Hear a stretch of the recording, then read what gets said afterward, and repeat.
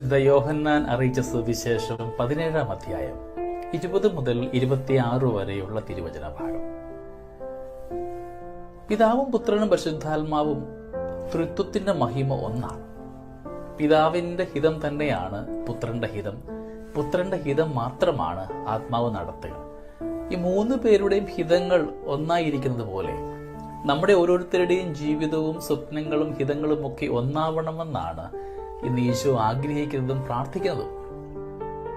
പിതാവും പുത്രനും പരിശുദ്ധാത്മാവും ഒന്നായിരിക്കുന്നത് പോലെ വിശ്വസിക്കുന്ന ഓരോരുത്തരും ഒന്നാകുവാൻ വേണ്ടി പ്രാർത്ഥിക്കുന്ന ഈശോയാണ് സുവിശേഷം നമ്മളെ ഇന്ന് പരിചയപ്പെടുത്തുക.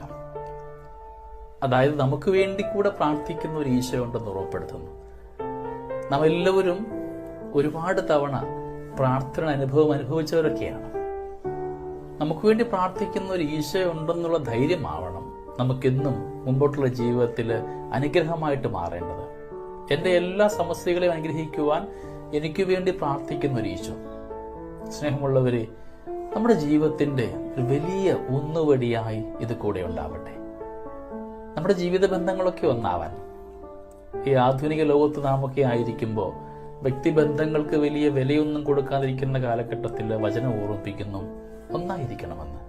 മാതാപിതാക്കള്, കുഞ്ഞുങ്ങള്, കൂടപ്പിറപ്പുകള്, അയൽവക്കങ്ങള്, ഇടവകൾ, ചുറ്റുവട്ടങ്ങളൊക്കെ ഒരുമയുടെ അനുഭവത്തിലാകുമ്പോൾ അതൊക്കെ ഒരു വലിയ നന്മയുടെ ഭാഗമായിട്ട് മാറുന്നുണ്ട്. താൻ പോരുമയുടെയും സ്വാർത്ഥതയുടെയും ഇടത്തുനിന്നൊക്കെ മാറിക്കൊണ്ട് അവിടെയൊക്കെ നന്മയുടെയും നേരിന്റെയും അതിലേറെ ഒരുമയുടെ ഒരു മനോഭാവം സ്വീകരിക്കുവാൻ നമുക്ക് നമ്മളെ തന്നെ ഒരുക്കാം. വചനം ഓർമ്മിപ്പിക്കുന്നു, ഒന്നായിരിക്കണമെന്ന്. മനസ്സുകൊണ്ട്, പ്രാർത്ഥന കൊണ്ട്, നിയോഗങ്ങൾ കൊണ്ടൊക്കെ സ്വാർത്ഥത കൈവെടിഞ്ഞ് എല്ലാവരെയും ഒന്നിച്ചു ചേർത്ത് വെച്ചുകൊണ്ട് പോകുവാനുള്ള കൃപയ്ക്കായിട്ട് പ്രാർത്ഥിക്കാം. ഒരുപാട് പേര് ആഗ്രഹിക്കുന്നുണ്ടെങ്കിലും ബുദ്ധിമുട്ടാണെന്ന്. പല സ്വഭാവങ്ങളും പല ജീവിത ഇടങ്ങളും ഒക്കെ ഒന്നിച്ചു ചേരുമ്പോൾ വ്യത്യാസങ്ങളൊക്കെ ഉണ്ടാകും.